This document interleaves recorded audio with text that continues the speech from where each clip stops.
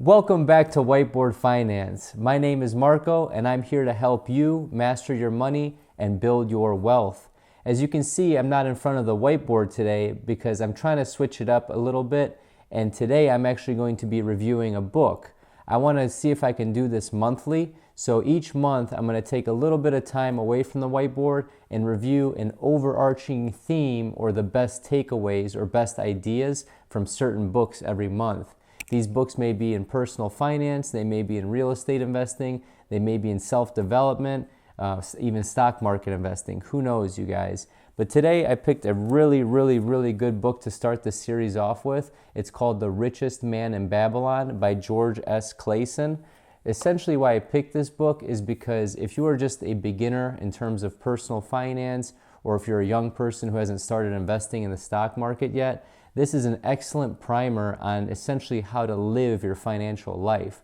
It's an excellent personal finance book without actually being a finance book. So by no means think that this is some boring textbook that you would learn in a classroom. It's absolutely not that. So I recommend either picking up that book using my link below. You'll see it in the description. It's a book that I absolutely recommend everyone read at least once a year. I read that book once a year. So with all that intro being said, let's get into the 8 biggest ideas or overarching themes of this book. And again, I'm not going to go into specifics, I'm just going to go into ideas. So the first theme or idea of this book is that you need to pay yourself first. So a quick little quote is, "Start thy purse to fattening." So essentially, we get caught up in the day-to-day life of bills, insurance, food, going out, expenses, things like that, but we never take time to pay ourselves first. So one of the first lessons in The Richest Man in Babylon is pay yourself 10% of whatever you make, or save 10% of whatever you make. So for easy numbers, you guys, let's pretend like you make $1,000 every week, okay? Out of that $1,000, you should automatically be saving $100, putting it away either in a stock market fund or a savings account or checking account, and just not even having access to it or even being able to see it. So I don't mean, forget about this money, because you'll lose money to inflation every year if you do that. You should be investing, but what I mean is use this as a fund. So what I like to do is I like to put away X amount of percent in little funds and pay myself without even knowing it. My mom always said, if you don't see it, you're not going to miss it, and it's absolutely true. Make this a habit. It's important that you get into the habit of doing this early because it'll last you your entire life. So the second takeaway from this book is control your expenses. A little quote from the book is called, "Control thy expenditures."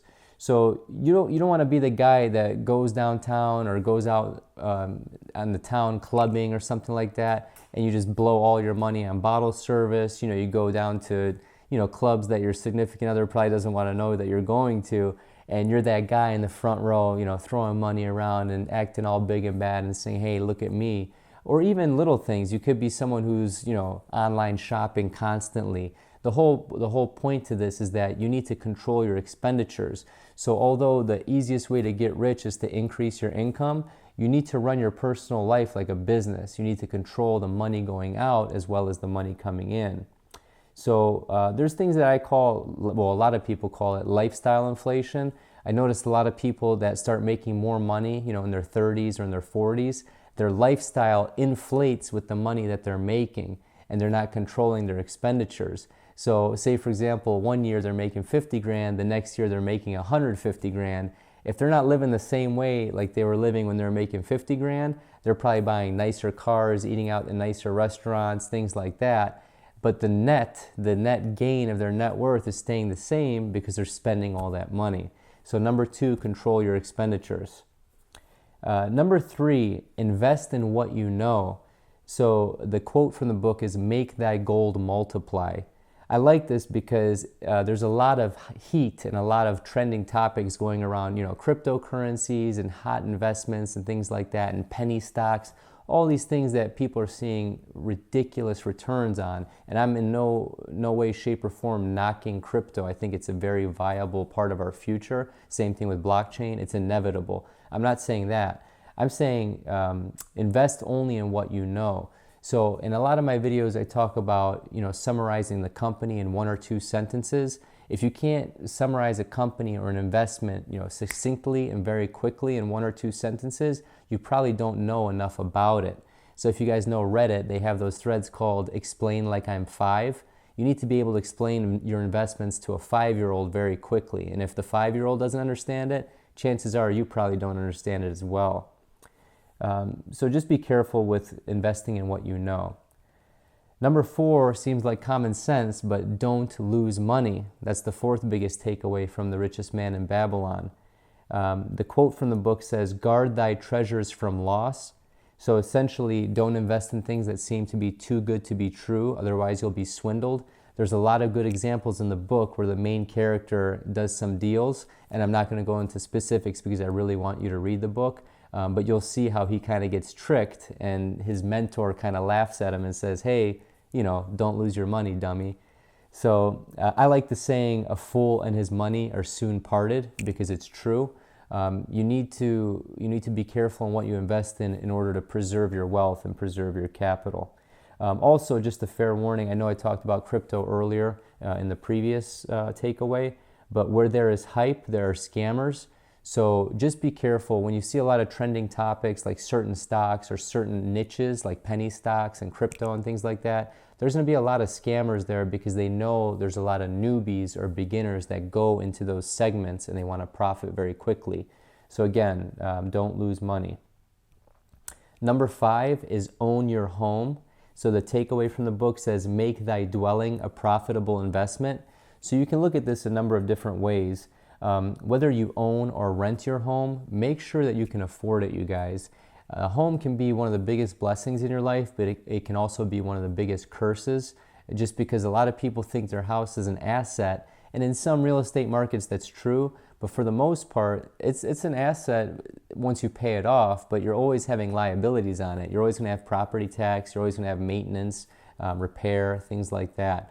So just be cognizant of lifestyle inflation and not biting off more than you can chew in terms of the type of house that you're buying or renting. Stay within your means. So my rule of thumb is essentially after all your taxes and your take-home pay is accounted for, I'd say a max of a third, or let's call it 30%, should be allocated towards housing expenses. That's bills, insurance, taxes, everything, the mortgage, the rent, whatever. All those things should equate no more than 30% of your take-home pay. Number 6 is retirement plan. So the little takeaway from the book, or the quote from the book, is "Insure a future income." And you want to be able to save for retirement or your golden years. I think that's very important. That should be the time that you enjoy life the most once you start having grandkids and things like that, if that's in your plans. A 401k, a Roth IRA, investing, rental properties, whatever you can do in order to accumulate assets that pay you, not liabilities that you have to pay for. So instead of buying fancy cars and things like that, why not try and save up for a rental property or a dividend income stock? That way you're making money on your investments rather than the other way around. Number 7 is invest in yourself. Increase thy ability to earn. So when you invest in yourself, that's probably the best thing you can do to increase your earnings, whether it's learning a new skill, whether it's learning higher education. That way you can get a better job and get a better paying position or a promotion at work. Investing in yourself is one of the best things you can do. I said this in one of my previous videos. My mom said they can always take away material things from you. Someone can steal it, someone can burn it, some accident can happen, but they can't take away what's inside your head. So I think investing in yourself and your knowledge is one of the most important things you can do. Number 8 is track your wealth.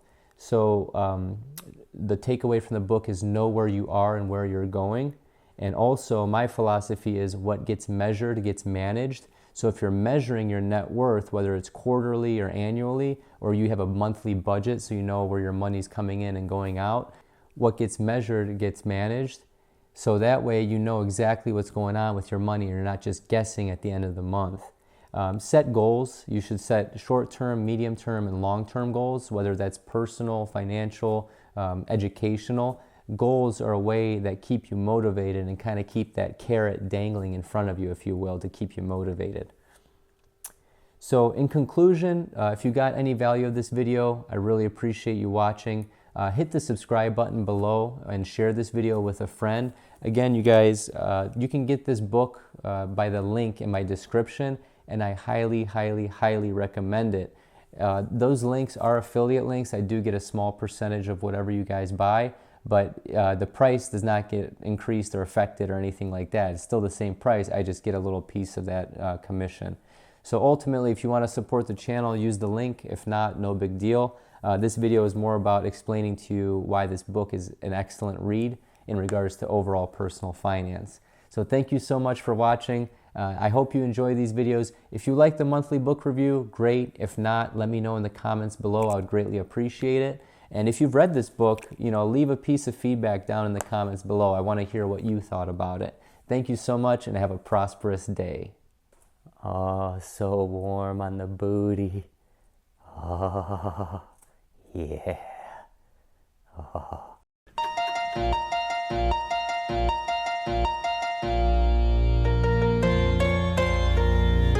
It's the tone kiss.